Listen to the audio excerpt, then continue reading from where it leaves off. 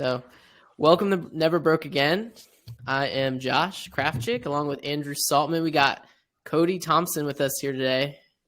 The famous surfer lives here, Jacksonville, Florida. I've known Cody for a while, and Cody's going to share with us the skills that he's learned to ensure that he'll never go broke again.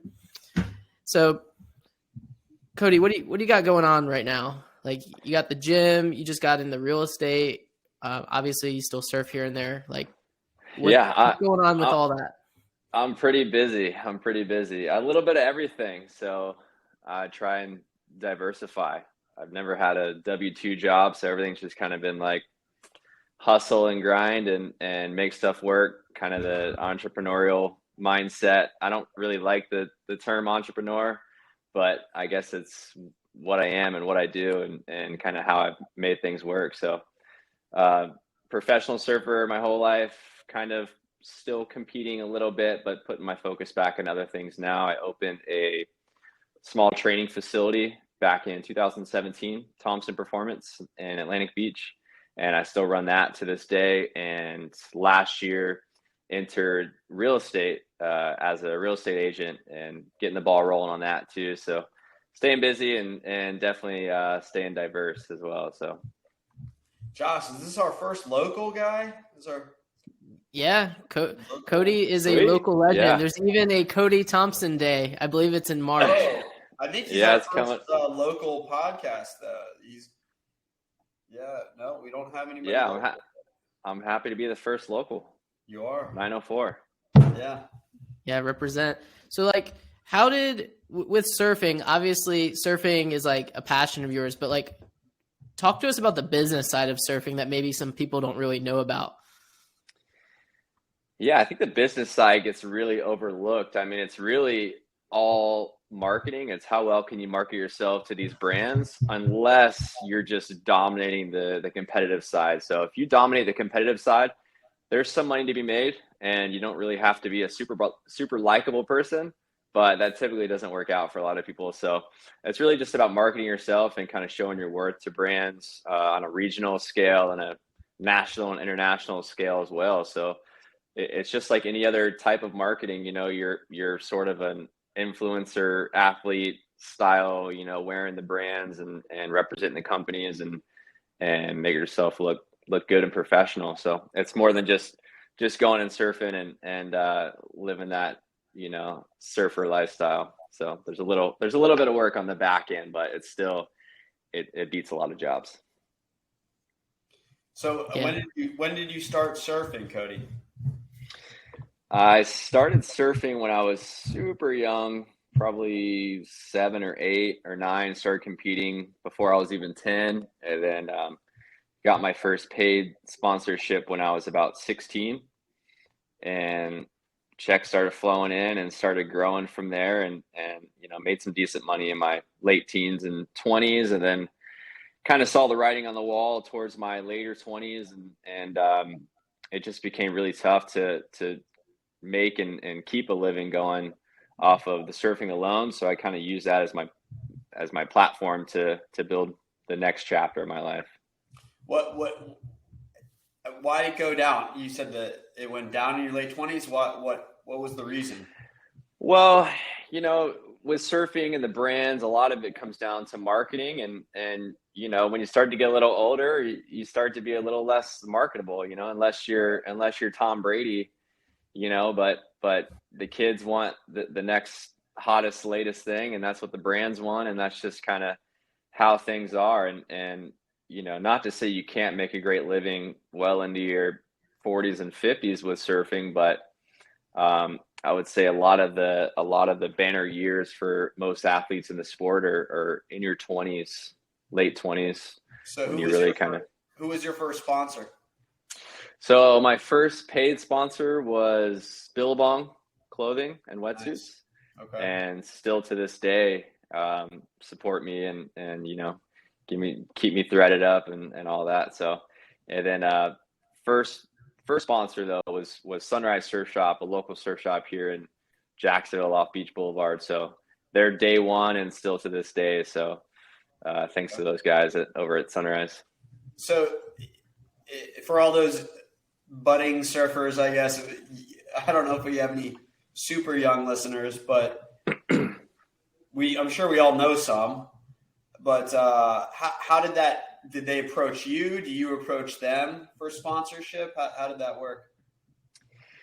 I'd say a lot of the best relationships sponsorship wise were probably formed pretty organically.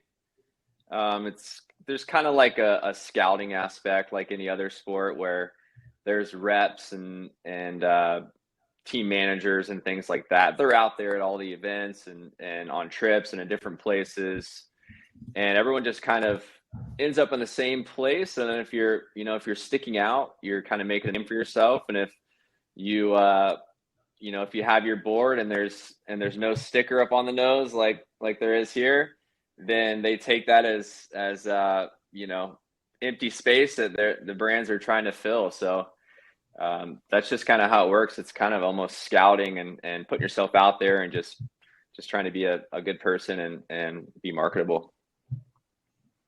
Is surfing an Olympic sport yet? It is, yeah. They actually just entered the Olympics last year for the Summer Olympics. So it was really cool to watch, and I definitely think it's going to elevate the sport even more. I mean, there's plenty of surfers already out there in the lineup, but what's a few more? All right. So it sounds like surfing has given you the platform to allow you to do other things. Definitely. I mean, for me, surfing and just being local and in the area and in the community, you make a lot of friends, build a lot of relationships. And I think that is kind of the main key to success. They always say it's who you know, but it's a lot of just being around people and building those relationships. And there's people that are out there surfing every day that do all kinds of different work and all that. So you kind of get to know what people do and use them and they use you. And it really just creates a nice referral base of forever business. There was a surf show on TV. I don't remember the name of it. Here we go. Recently, but there was a girl from Jack's Beach on it. Do you know what I'm talking about? Yeah. So that was the Ultimate Surfer. There were actually two people who are Jack's locals, Kayla and Austin, and they were one of the few people on the show, and it was pretty cool that of all the surfers out there in the world, they chose a few that live right here in the area. So pretty cool stuff. But yeah, the show was, I mean, it was what it was. It was a show on surfing, and it was kind of, they added a little twist of drama and maybe put surfing more on the map for everyone else. So is surfing, are there a lot of strong surfers in Jack's Beach? And for anybody listening, it's Jack's Beach, Florida, Jacksonville Beach, Florida. Is that? Yeah, Jacksonville Beach, Florida. So Northeast Florida has a super strong pool of surfers, kind of all over the spectrum, I guess. We have a handful of pros that have gone out and competed. We have a few people that have been on the world tour. So like in the top 20 and 30 in the world for a year or multiple years. Like St. Augustine and Jacksonville area, and a lot of just really great surfers. We have a pretty consistent bit of swell here, so you'll see a lot of talent coming out of this area for sure. I mean, especially when you compare it to the rest of the East Coast, I would say that North Florida is pretty dang strong, pretty competitive. What's the best place? Where do you surf? The best place to go surfing? I'm sure you get asked that. Yeah. I can't give away too many secrets, but okay, second best place. No, I'm just kidding. I've done a fair bit of traveling and surfed some really awesome waves, but it's really hard to pin down one spot. I've got some really good waves in Indonesia, in Bali, and that was probably one of my favorite spots.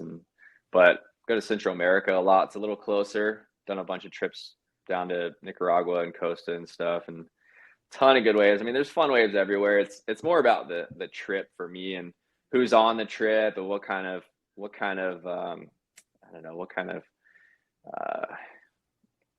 vibe is going on in the trip. So it's not always about the best waves. It's traveling with your buddies and all that makes the trip. How does one get their name? How do I get Andrew Saltman Day in Jacksonville or Josh Craft? Yeah. How did you go about that? How did you get that? It was just kind of happened. I don't know. When is it, by the way? So it's Cody Thompson Day. It's March 7th. Okay, it's coming up. Yeah, it's coming up, and yeah, everyone take off work, but don't go surfing. Okay. It actually came right after a big event win for me down in Puerto Rico in 2013. I don't know that the right people in town heard about it and started spreading it, and word got to the mayor, and the Mayor Alvin Brown brought me downtown and through this little, I guess like a presser more or less. And no one told me that he was going to actually gift me a day in Jacksonville. He was just kind of like, yeah, congratulations, like, whatever. And then was like, oh, by the way, March 7th is coming up. It's going to be Cody Thompson Day in Jacksonville. I'm like, sweet. That's awesome. So do y'all, does something happen each day, or is it like, no, hey, not today's my day, and you're kind of sitting at home and you're like, wait, nothing's going. Yeah. Like, does it like fluctuate, or what is that? No, it just kind of rolls by every year, and then a few friends will kind of jokingly, hey, it's Cody Thompson Day, but it's all good. I mean, I'm honored to have that, and being born and raised here in Jacksonville, it meant a lot to me, and it's cool, But there's a lot of other people doing a lot cooler things, but I'm cool to get a little piece of the pie. Intense to get you out to surf, I guess. It's starting. The weather is starting to turn. Was there a reason for that date, or was? Well, the event that I won was in February, and we met a couple weeks after that, and then it was just like the next day. Maybe it was the 7th that we all met, and he said, "All right, today's the day. It's the 7th. It's your day." So I think I'm not positive how it all shook out, but there's nothing special about that day to me or anything like that. I guess there is now, but was it like a little weird? Like honestly, it was kind of weird. People were calling me and texting me like, dude, what did you do? Or like, why do you have a day now? And I'm just like, I don't know. The mayor invited me down, and next thing I knew, I was leaving with a plaque that said Cody Thompson Day, March 7th. So, wow. Yeah, it was kind of funny, but I'm cool with it. I'm honored. So it is a little funny, kind of goofy, but it is what it is. I'll take it if you don't want it. But no, the name, though. Yeah, we can share it. Yeah, we can share it. Yeah. We can share it. Yes. Yeah. We'll just, yeah. So are you married? Kids? Single? I'm married. Yep, married to my wife of almost 3 years. No kids yet, but have plenty of nephews and nieces. I'm one of 4 brothers, and my 2 brothers closest to me in age both have a couple of kids. So were they surfers? Yeah. All 4 of us are surfers. We surf a ton. 3 of us considered professional surfers. Have cashed some checks over the years and won some pro events and things like that. So definitely have some surfing in our bloodline, and I'm sure the next the nieces and the nephews will be out there surfing with us soon. How did I'm gonna bring something up. DJ Code Red from Jacksonville. Yeah. Talk to us. How did DJing transform to like business for you? Was there any lessons learned there? Yeah. Yeah, just kind of fell into it, really. I mean, I was traveling a good bit, and it was kind of a period of time when like house and electronic music really got popular, and I just thought it was cool, and I loved music, and I was always downloading like the latest mixes that came out and stuff, and some buddies were fooling around with it, and we all just kind of got into it, and just really became a fun thing. And then it was just too many late nights, and when you're trying to mix that with early mornings to go surf and compete and stuff, it wasn't sustainable. So, but it was fun, and I met a lot of cool people, and got to play some music at some fun venues around town, and actually a couple out of town too. So it was cool. It was a fun period of my life. Right on. And with all that going on, in terms of like DJing, surfing around the world, like what's like a story that sticks out in your mind that you're able to share that doesn't get you in too much trouble? Yeah. Like, was there like a place that you surfed where it was like, man, this was just like crazy waves, or a time that you and the boys were out and it was just like something that has always stayed with you? Really, I mean, it's just kind of like the overall memories of traveling and being with friends. And I would say some of my highlights were probably event wins, like the one in Puerto Rico. I mean, that was just super surreal. That was one of the biggest events I had entered up until that point, and just, some of the toughest competition, and to walk away with a win, it was just like who am I? What the heck just happened? And cashing a $15,000 check when you're used to like basically living off that for the whole year. So it was pretty cool. I think some of the event wins were the biggest highlights, and yeah, the traveling and all that stuff was fun. I wasn't ever big on like crazy partying or anything like that. I really was just having fun and just being with friends and seeing a bunch of cool countries and competing all over the world. It was cool. It was an awesome chapter of my life for sure. What was like the winning wave from that Puerto Rico event? It actually wasn't super spectacular. The whole event, I felt really good. And I was just kind of like every round in the competition. I mean, I think there was like 144 guys in the event. And every round it was like I was getting matched up with these guys who like I grew up watching in surf videos, and like now I'm like sitting shoulder to shoulder with them in a contest, and I'm just like, whoa. And then just kind of staying in my lane and focusing on each heat and beating these guys, and it just kind of catapults me to the final.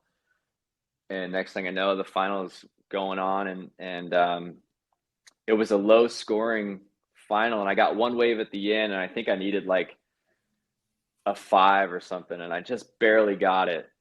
And I was coming in, and I couldn't hear much because the waves were big and we were all way out there. And I could see both of my brothers, 2 out of the 3 that were in Puerto Rico with me, just running down the beach. And I heard them announce the score, and then I moved to first, and I looked back and the heat was over. And I look at the beach, and my brothers are running at me just like, oh my God, you just won this contest, like the biggest contest we've all been a part of. And it was just like, and they cheered me up the beach, and I was just like on top of the world. That was probably the coolest moment of my life. Just talking about it like gets me excited, and to have my brothers there, and I was getting bombarded with texts and calls from people that were watching. Like I had friends that were like in school, like watching like on their computer, like in class and things like that. So that was really cool for me. So how does surfing work? Is it one-on-one, or is it like there's point-based? Yeah, so there are some one-on-one, they call it man-on-man competition, but usually it's 4-man heats, and then in qualifying rounds, if there's 4 guys go out there, they take half to the next round and half keep advancing. So top 2 out of each round, and then when you get to the final. But that particular event was a 4-man event, and most of the pro events are 4-man. And then they give you points per move. Is that how it works? Yeah, more or less. Okay. Speed. The criteria is speed, power, flow. Speed, power, flow. Yeah, SPF, baby. I like it. I like speed, power, flow. That's a great tagline. So is that what SPF stands for on the sunscreen? Uh-oh. Josh, you there? Yeah, we're good. I can't hear him. We're back. Don't worry about it. Sorry, someone called me. Speed, power, flow, right? That needs to be Thompson Performance tagline, or we might use it. We use it a little bit, yeah. Speed, power, flow, degree of difficulty. Whoa, that's a lot. I can't remember that many words, man. All right, get your pen and pad out. Keep going.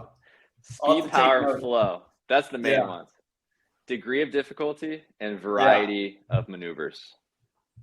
Okay. So got it. So do you get like in the Olympics? You got it? So do they give you like a perfect score, or do they give you like 100 and then they take points off, or do they start from the bottom and then they add points on as it goes?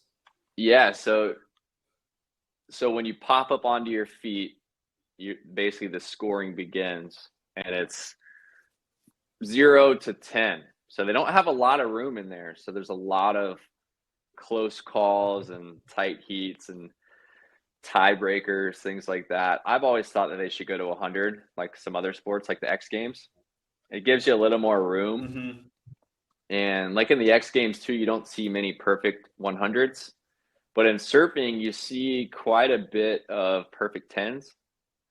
And that's always been kind of a weird one for me too, because I mean, I always feel like you could do a little more on every wave, and maybe that's just me. But when you throw out a 10, you're basically saying that's it. There's not a single person who could have done a single thing better on that particular wave. And I tend to disagree with that. But I'm not a judge, I'm just a surfer. Is it like 9.7 or 8, or is it just flat numbers? They'll typically there's 4 judges or 5 judges, and they all judge a wave, and they could throw a 9.25 or 9.4, whatever they feel like. They go to a third decimal. Wow. Okay. Yeah. 36. And then when they go to average the scores to actually give you your score, they'll throw away the high, they'll throw away the low, then they average the 3 in the middle. Okay. And that'll be your score. You get the middle score, or they average to the middle score? So if there's 5 judges, yeah, and then this guy gave you the lowest score, they go ahead and get rid of that score. This guy gave you the highest score, they ditch that. They average these 3 middle scores, and the average of that score is going to be what they give you for your ride. Okay. So it's just a way of kind of keeping the scale. I guess. What do they call them? Like moves or tricks, or what do they call? Yeah, all of it. Maneuvers is a pretty common one. Yeah, maneuvers. So what are some of the harder ones? What's your go-to maneuver? Cody Thompson's signature maneuver. Yeah. I don't know. I like variety. You gotta check all the boxes, but how do you even know what move to do? Like, do you have like a list, like a set list of like maneuvers? Yeah, sort of. You kind of have like a log in your head of things that you can do, right? And then when you stand up on a ride,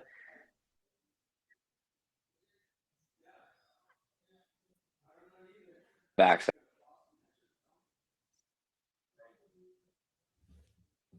We're good. Sorry.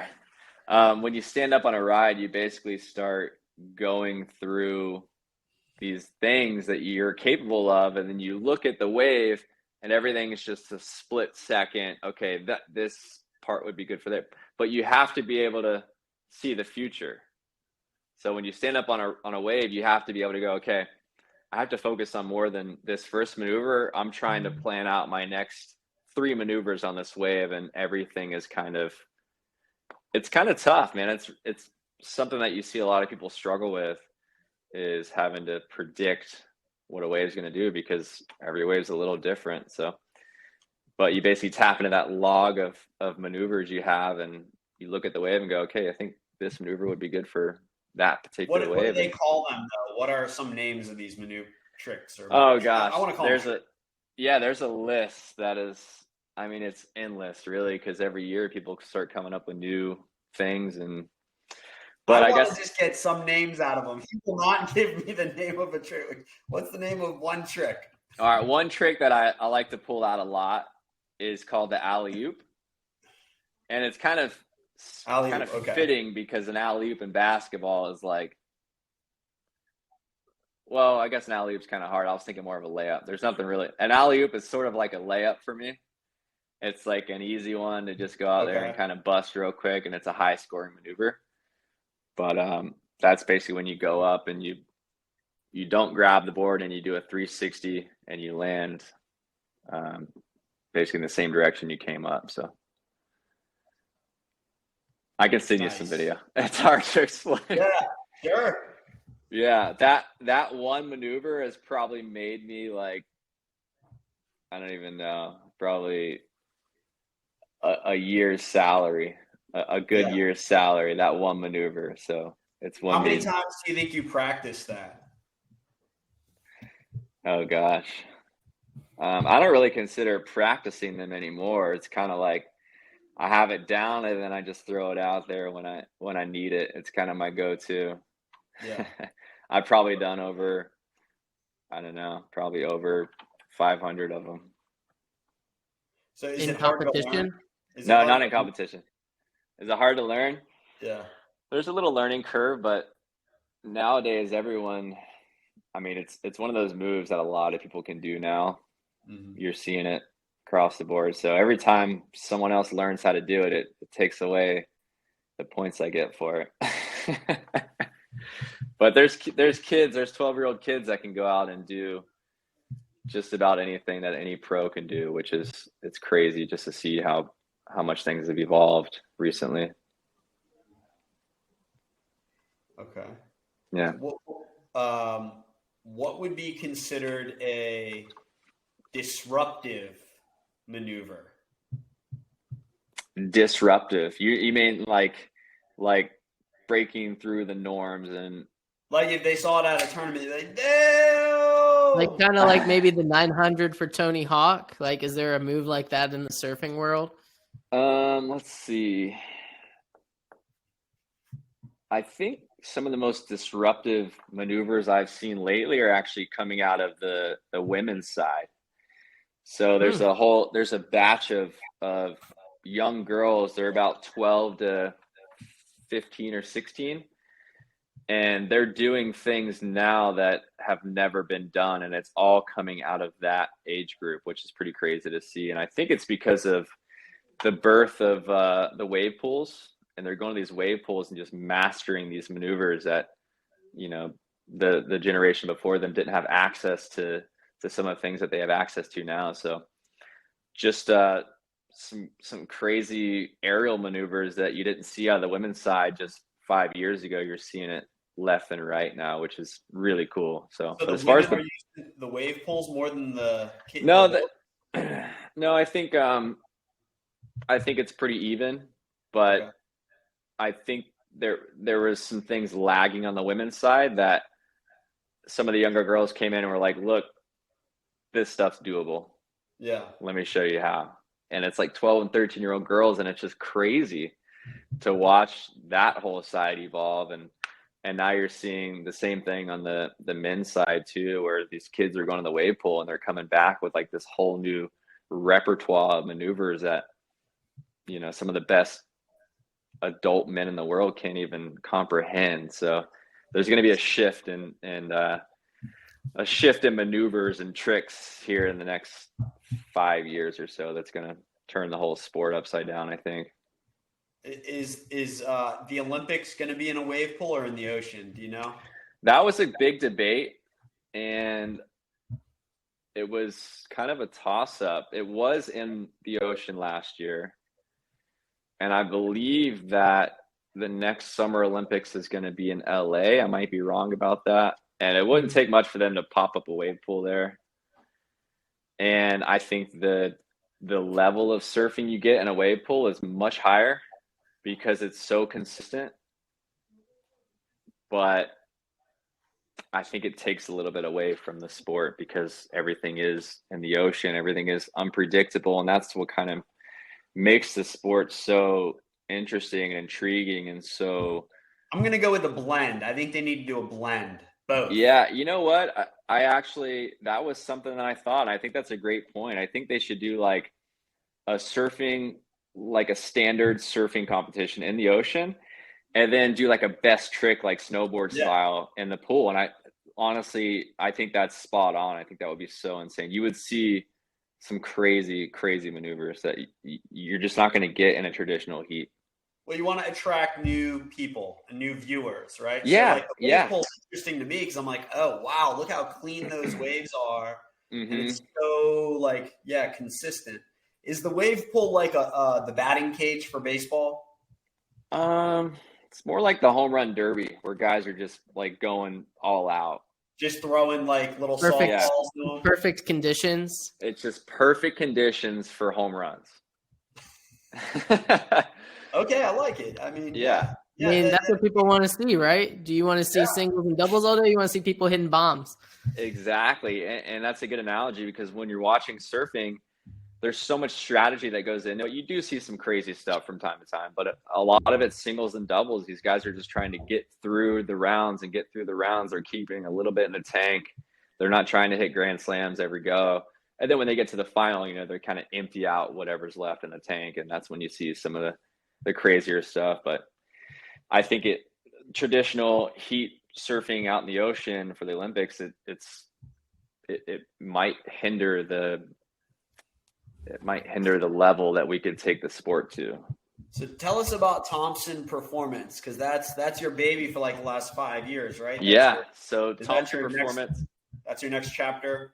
Yeah, so surfing kind of, for me, I kind of introduced a lot of fitness and training into my surfing routine, and that really helped me kind of sustain myself as a professional surfer and elevate myself too. And I started getting some of my best results shortly after spending a little extra time on my body and my mental self, just kind of getting my things, turning some things around as far as fitness and mentally, just putting some time back in, just because you see these kids come along and they're younger and fresher and more motivated. So you kind of have to keep up with that. So that training evolved into me wanting to kind of really spread the good word and help some friends and whoever, wanted to come in and train like I was training.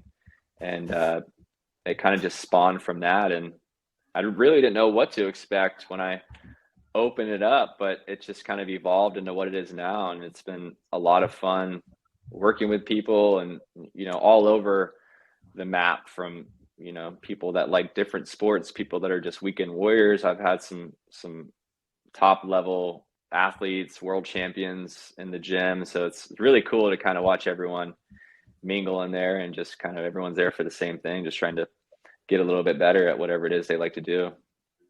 You need to listen to our last podcast. We had, have you ever been to Gainesville? I've been a couple times, yeah, but haven't spent a whole lot of time. We had the owner of Gainesville Health and Fitness who grew his business from scratch to, he's got 440 employees now, which is just holy moly. Yeah, he paid off an $11 million loan in while it was still being in construction. So wow, 28,000 members.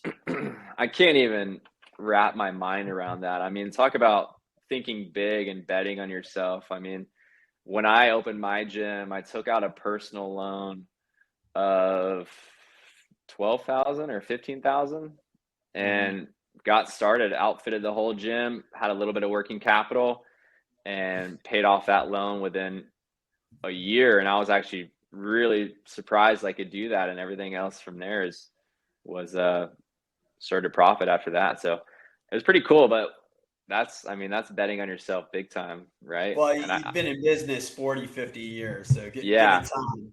But yeah. What it is called steady, constant, in the same direction. Yeah.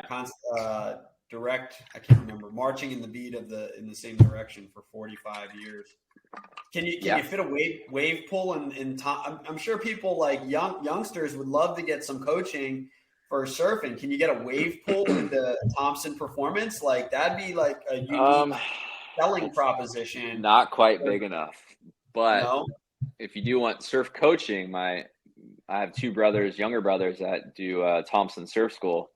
So they do beginner camps throughout the summer for kids, and then advanced, intermediate, and professional coaching in the off season. So it's cool. We kind of refer a lot of business to each other and bounce ideas off each other, but we're both running small businesses ourselves. So it's pretty cool. But as far as wave pools in the gym, I don't think it's going to happen, but we actually have done some trips with people that come and train at the gym out to the wave pool in Waco, Texas. They have a really nice wave pool out there. So we've kind of gotten crews together that we surf and compete and train, and we go out there. We did a trip last spring. And I mean, it was like crazy watching some of these kids that were on the trip with us just elevate their game within like 2 days. So it's a wave pool. They have the big ones, obviously, like huge. But have you been to the Sawgrass Marriott in Ponte Vedra Beach? They have that. Yeah. Just fit one of those in there. So is that like not even like a realistic for a pro surfer to even consider? That would probably be like Tiger Woods going to Adventure Landing and working on his putting there. I mean, it might not, technically he has a putter in his hand and he's hitting a ball, but it's probably not going to do a whole lot for his game.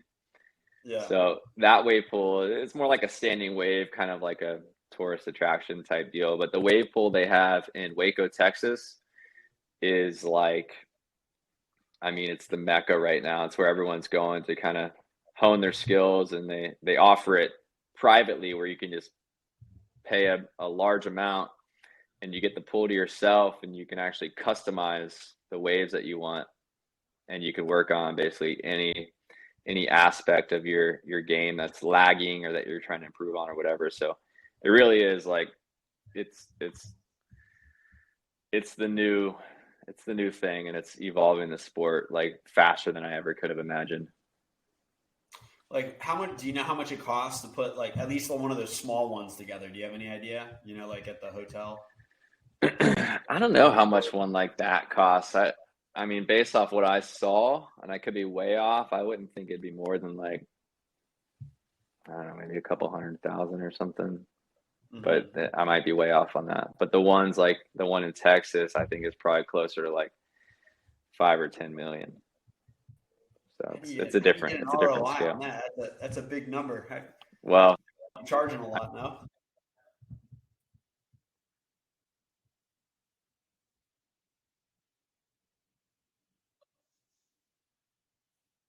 You there? Yeah, sorry. I hope it's not messing up the feed. Yeah, I'm back. So the ROI is they rent it for $15,000 a day, mm-hmm. or they do public sessions all day where basically 9 people pay $100 each per hour. So $900 an hour, and that thing's going from sun up to sundown. So I haven't run the numbers, and I'm sure the electricity bill is through the roof, and the water filtration. Solar. Yeah, there you go, some solar. But I have a feeling that's why they're in middle of nowhere, Waco, Texas. I mean, the closest restaurant is like 30-minute drive. So I think they got some cheap land, and I mean, they're attracting basically, I don't know, one of the best professional surfers that hasn't been out there yet. So in the middle of nowhere, Texas, that's how special this wave is. So pretty cool. I'm sure it's making a little money. So what's like the next step with the gym, Cody? What do you got? You got plans for the gym? What do you see in the future is for Thompson Performance? So my plan with the gym is I'm really happy with where it's at. I'm happy with the member base, the environment. I kind of got stuck in this trap of like grow, expand, and kind of feeling like the influence from other gym owners and other business owners. It's like, if you're not growing, you're dying. But I think it was more about the work-life balance and happiness, and what can I do with the gym and to where I'm happy and my members are happy, to where it's not sucking the life out of me. So I've got it kind of in that spot now, which is great.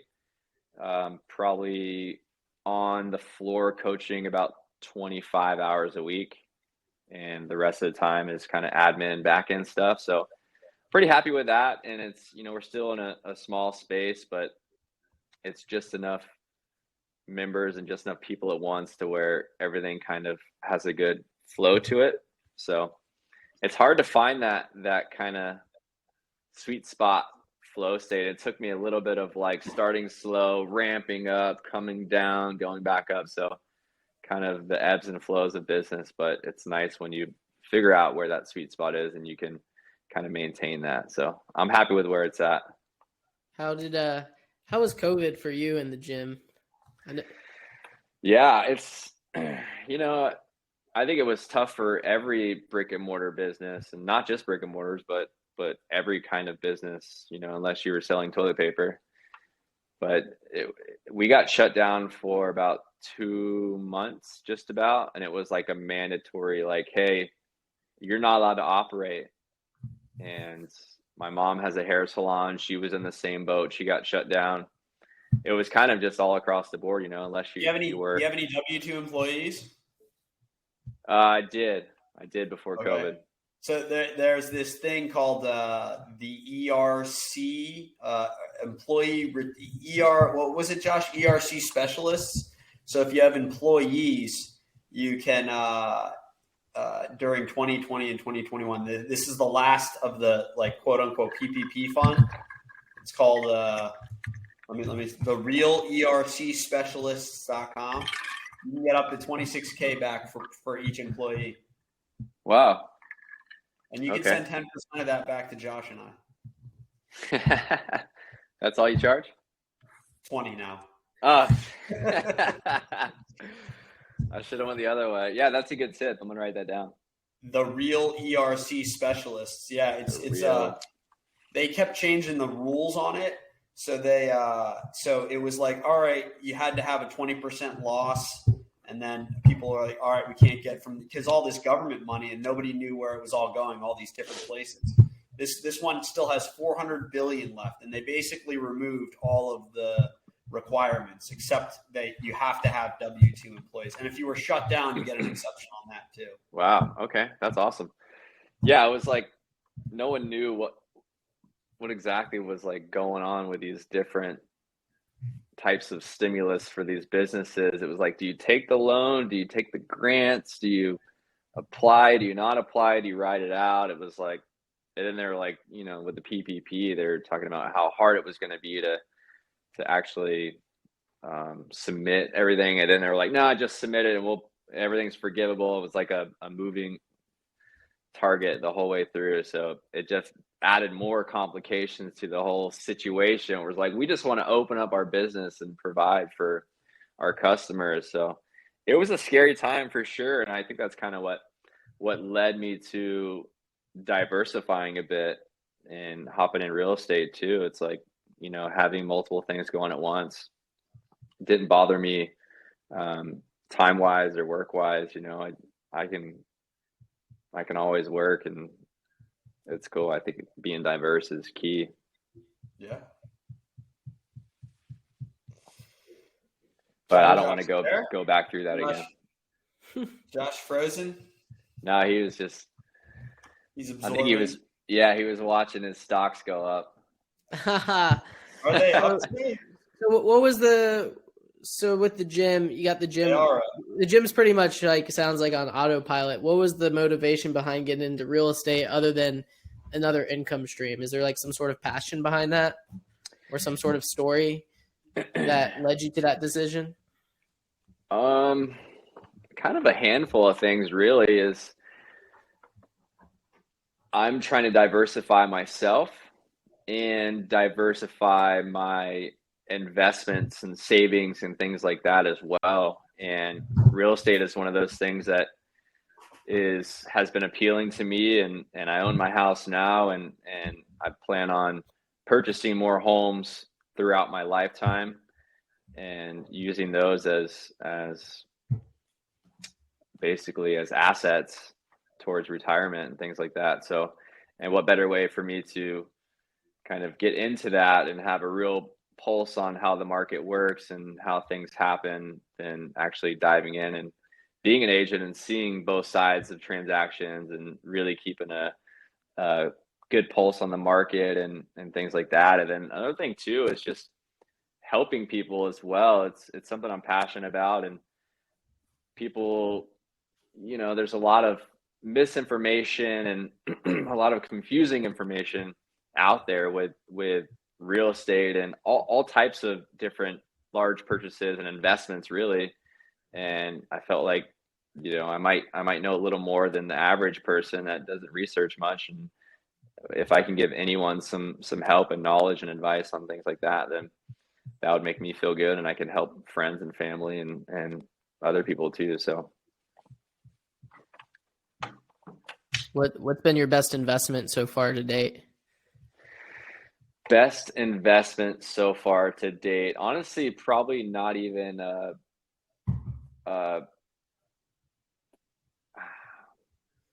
Has it been maybe the not even gym? well, maybe not even a tangible thing. I think the best investments that I've made are the ones I've kind of made for myself, with books and courses and time spent, things like that. So maybe not necessarily like a house or a stock pick or crypto or anything like that. It's more of just the best ROIs I've gotten are on investing in myself and looking at things like a course on real estate or a course on stocks and money and things like that, and going, all right, it's $500 to learn this stuff, but what's the payoff going to be? And things like that have paid off huge for me. So I think those are better than some of the other investments I made. But I mean, if you bought a house in the last 3 years, which I did too, that's pretty nice. But you know, that money just sits there. It's, you know, it's, unless you sell, there's not really a big gain there. Yeah. Are you a reader, Cody? I'm a big reader, yeah. So I go through What are you reading phases right where right now I'm reading The Go Giver. I just started Okay. that. Yeah, and I just finished up The One Thing by Gary Keller last month. And before that, I read a book called Ninja Selling, which isn't what it sounds like. It sounds like a salesy kind of slimy book, but it's really kind of the opposite of that. So that's helped me a lot. Just Who wrote things that that I one? could. What's that? Who wrote that one? Golly, I don't even remember. And that one's actually geared towards real estate agents. I was Okay. posting like little highlights that I make. Usually I'll read for like 20 or 30 minutes every morning, and I'll highlight something that I really like a one line or a word, and then I'll post it on my story. And I actually got a lot of good engagement and feedback from stuff like that. People look forward to those little highlights that I make, and people were asking me left and right, what book is that? What book is that? I'm like, it's for real estate agents, but I guess you could read it. So, but The One Thing by Gary Keller, that one was really enjoyable. And there's a couple other books that stick out. I mean, the How to Win Friends and Influence People, Dale Carnegie, that's probably one of my favorites. It sits in my bathroom with like every other page is earmarked with things that I just flip through daily when I need a little extra push to deal with people and things and life. Do you have any So, mentors, Cody, or in the past or currently? Or? I kind of just have good relationships with people all over. And, you know, even like in the gym when I'm coaching, there's members that come in that you know, I just talk to them about things, like even Josh, you know, we talk about certain stocks or certain things, the market trends. Like, it's not so much a mentor that holds me accountable. It's more like tons of people who I know that are smarter than me in certain aspects of life, that I just pick their brains and ask them questions daily, and getting those little nuggets of information, and sometimes it's just like confirmation that what I'm doing is right in the moment and things like that. So I don't have a mentor or anyone that I'm working with personally. I just have a lot of friends that do awesome things, that are successful, that I talk to about different things every day and week. So I think it's pretty important. Speed, power, flow. Degree of difficulty and variety of maneuvers. Those are too many words. I'm gonna I send know. back. Speed, power, flow. Yeah. So is the main focus now the gym, real estate, kite surfing, everything? It's everything, man. It's a bit of a juggling act. And that last book that I read, the Gary Keller book, The One Thing, it kind of helped me kind of focus in on the things that matter each day. You know, it's kind of putting that energy into whatever gets the highest return for that day or week or month, or keeps me on the right track. So it's a balance, man. And every week's a little different. My schedule at the gym stays the same every week, and everything else is just kind of up in the air, more or less. Real estate's funny. It's just like go, go, go, and then wait, or go, go, go, and keep going. And, you get sucked into certain things. And then with surfing and kite surfing, those are things that I wish I could do every day, all day, but I have to balance with work. But there's weeks where there's no waves and I just focus more on work. But to have that flexibility, not have to wake up and go to work until it's dark. I have a gap in the middle of my day every day, and I carve out time to do the things that I love. And that's what's important. I mean, people look at me and they're like, dude, you have 3 jobs and a wife, and how do you balance it all out? But really, you have your priorities, you have somewhat of a set schedule, and you work for yourself, and you could go surf and work later. What comes first, work, family, or surf? Oh, that's a good one. So family first. If there's it's okay if it's work first or surf first. Family understands that, I have a strong work ethic. If there's a family emergency, then family is going to always be first. If there's somewhere I need to be or something I need to do for family, that is always going to be my priority. My work schedule is pretty packed, so I'm definitely putting a lot into that. And then I try and turn off when I'm not working. Like, there's certain parts of my day where my phone is on do not disturb, and I'm either with my wife or surfing. I definitely carve out and prioritize my time, but things can slip away, so you have to learn to balance things. And occasionally I'm reeling things back in, overcommitment and things like that. So it's just a constant balance. So family, surfing, work, all of it kind of. I would check out the book Essentialism. Okay, let me write that down. That's on your radar. Okay. If you like the one thing, and based on the way you were talking, I think you'll really like that book. Essentialism. Yeah. Got it. Cool. Yeah. Might be my next read. Do it. Let me know. Yeah. Let me know. I've been trying to read more fiction. I really like fiction and things like that, but with how much I have going on, like, everything I put time into I feel like there needs to be an ROI. Maybe I need an ROI on my imagination too, but I kind of like the nonfiction right now. It's helping me get little nuggets to improve my business. Do you have a morning routine, Cody? I do, and I think a morning routine is crucial, but I don't think the same routine works for everyone, if that makes sense.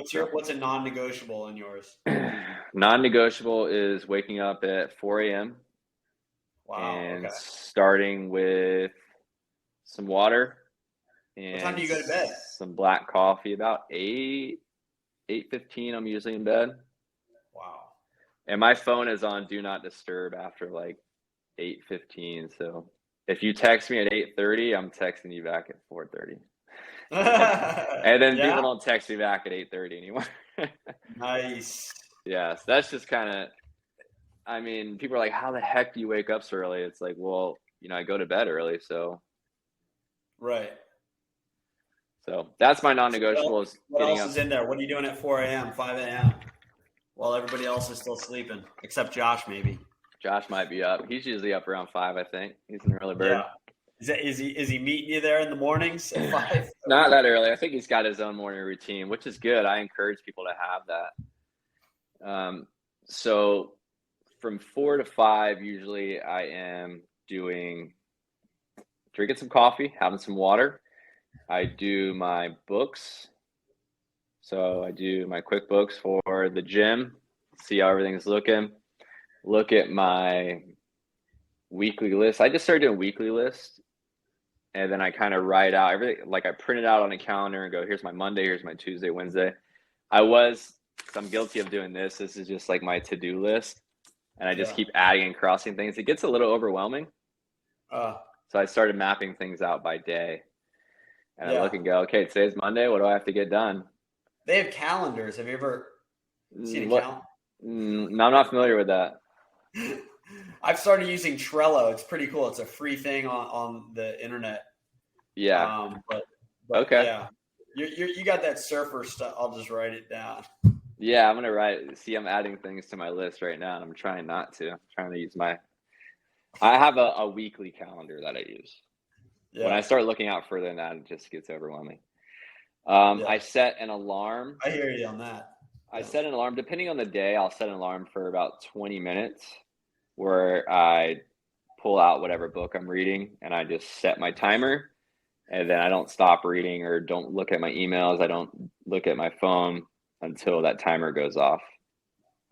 So at least 20 to 30 minutes a day where I'm just kind of undistracted reading whatever the book is or whatever I'm reading that week or month. So, and from there, I will dive into YouTube for a little bit, and I try and get a little bit of what's going on in the world, in the markets, in the economy, a little bit of what's happening politically, but I don't dive into any kind of biased news networks or anything. I try and just look at things from both sides and not let it dictate my feelings.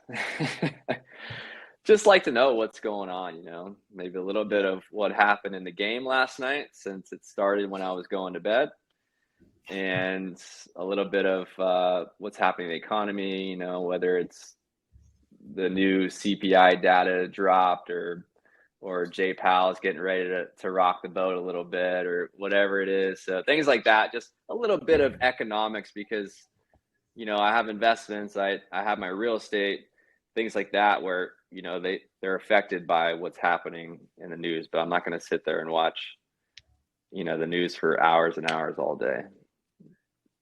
Just get the good nuggets and move on with it. And then I'm in the shower in my Thompson Performance polo, and I'm off to the gym to coach, usually for about 3 hours straight every morning. And then what time does that start? That starts between usually 6 a.m. or 7 a.m. depending on the day. And then I go till about 10. And then from 10 to 3 or 4, I'm doing real estate stuff, showing properties, looking at properties, emails, things like that. And then go back to the gym for usually an hour or 2 in the evening, sometimes 3. I come home, have dinner, and go to bed and do it again. Yeah, my morning routine just kind of led through my whole day. Yeah, sorry. Sure. No, it's all right. Well, sweet. Cody, thanks for coming on Never Broke Again. Yeah, of course. Thanks for having me. Done a lot. Surfing, finding nuggets every day.